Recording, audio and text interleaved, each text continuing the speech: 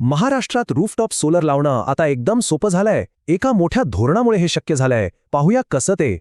Rooftop solar लावणं हे खूप लोकांना डोकेदुखी वाटायचं, पण आता यातला एक मोठा अडथळा दूर झालाय.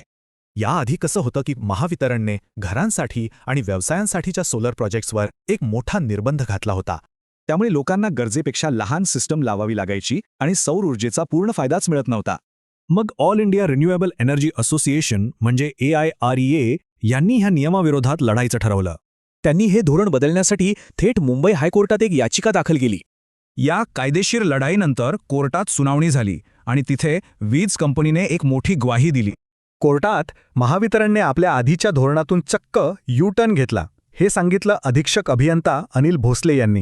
आणि सगळ्यात महत्त्वाचा बदल हा आहे की आता 10 किलोवॅटपर्यंतचे सगळे अर्ज सरळ स्वीकारले जातील.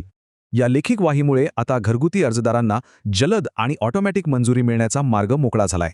आणि हो, नवीन प्रक्रियेत ही समस्या पण सुटली आहे. आता लोड वाढवणं आणि मंजुरी हे दोन्ही एकाच वेळी होईल. ही नवीन सोपी पद्धत खूप वेगवान आणि प्रभावी आहे, ज्यामुळे आधी होणारा उशीर आता टळणार आहे. इतकंच नाही तर तुमच्या भागाप्रमाणे मंजुरीसाठी एक निश्चित वेळ पण ठरून दिली आहे. अगदी ज्या केसेसमध्ये नेटवर्क अपग्रेड करायचे आहे त्यासाठीही आता 90 दिवसांची स्पष्ट मुदत ठरली आहे. पण हा विजय मिळून सुद्धा वीज तज्ज्ञ सुधीर बुधे यांच्या मते अजून काही गोष्टी बाकी आहेत. उदाहरणार्थ नेट मीटरिंगवरचे निर्बंध आणि चुकीची वीज बिलं देणारं सॉफ्टवेअर, हे 2 मोठे अडथळे अजूनही आहेत. म्हणजे मंजुरीचा प्रश्न तर सुटलाय, पण योग्य मोबदला आणि अचूक बिलिंगसाठी लवकरच सुधारणांची गरज आहे. ही ऑटोमॅटिक मंजुरी एक खूप मोठं पाऊल आहे. आता प्रश्न इतकाच आहे की बाकीचे प्रश्न कधी सुटणार.